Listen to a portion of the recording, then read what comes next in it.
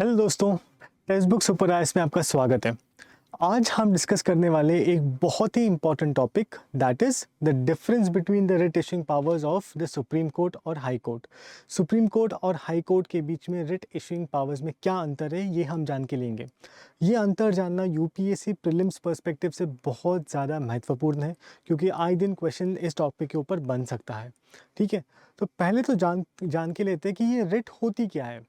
ठीक है, तो आम सिंपल सरल भाषा में अगर मैं समझाना चाहूँ तो रिट मतलब एक आदेश या रिट मतलब एक कमांड।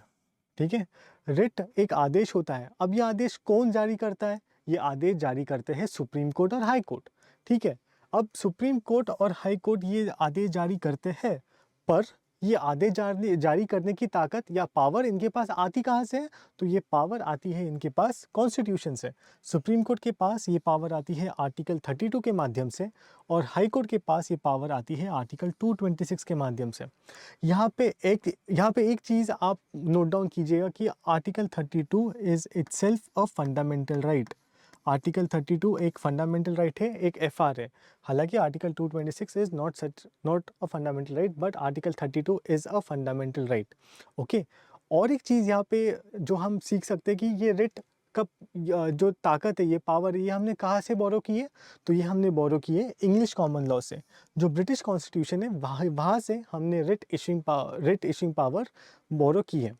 ठीक है, अब ये जान के लेना बेहद ज़रूरी है कि ये रिट इशू कब होती है।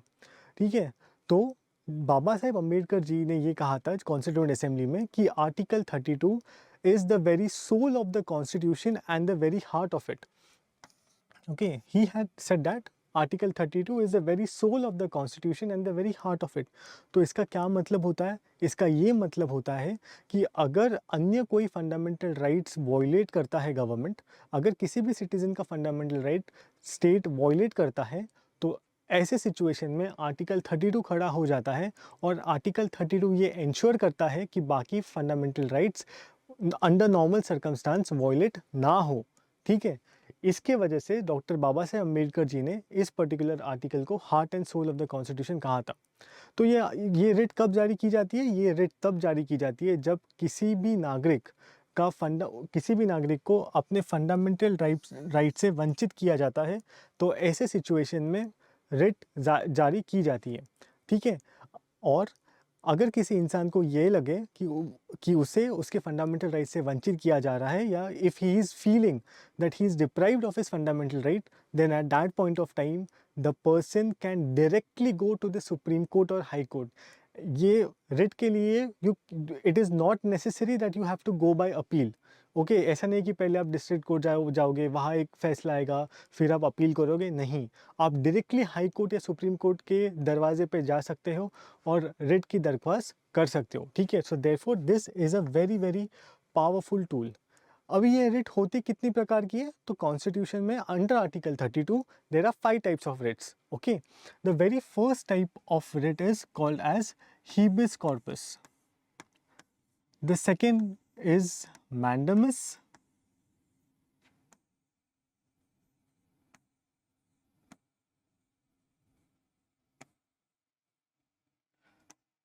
Third is prohibition.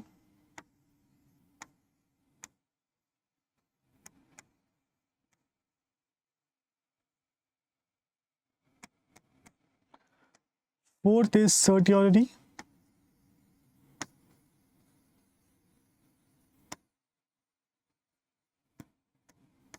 And last one is quo warranto.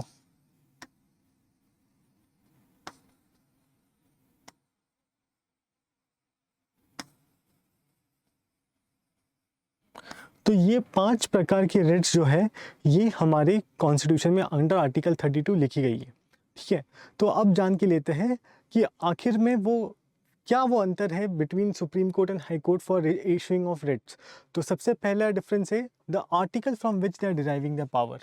Okay, the supreme court is deriving is power from article 32, whereas high court is deriving its power from article 226. Moreover, whenever supreme court is issuing a writ, that writ can be issued only and only for the enforcement of fundamental rights. when Supreme Court is issuing a writ, that writ can be issued only for the enforcement of fundamental rights and not for any other right. Whereas when we are talking about High Court, a High Court can issue a writ for the enforcement of a fundamental right as well as any other general legislation or for any other purpose. Okay, so therefore we can say that the power of High Court to issue a writ is larger than the power of the Supreme Court to issue a writ, because when Supreme Court is issuing a writ, it is issuing only for the enforcement of fundamental rights. सिर्फ fundamental rights को enforce करने के लिए ही Supreme Court writ issue कर सकता है, पर जब High Court का टाइम आता है तो High Court ना ही fundamental right के लिए बल्कि बाकी किसी भी अन्य legislation को enforce करने के लिए भी writ issue कर सकता है. इसके अलावा जब भी सुप्रीम कोर्ट कोई रिट इशू करता है तो वो writ then that writ is applicable across the territory of India. Okay, it is applicable across the territory of India, but when a high court is issuing a writ, that writ is only applicable into the territorial jurisdiction of that high court. इसका क्या मतलब? इसका ये मतलब है कि अगर let's say कि बॉम्बे हाई कोर्ट कोई रिट इशू करता है तो वो उस रिट की वैलिडिटी सिर्फ महाराष्ट्र और गोवा तक ही सीमित रहेगी. उस रिट की वैलिडिटी कर्नाटका या तमिलनाडु या अरुणाचल प्रदेश में नहीं होगी. पर जब सुप्रीम कोर्ट रिट इशू करता है तो वो रिट पूरे इंडिया में वैलिड रहेगा.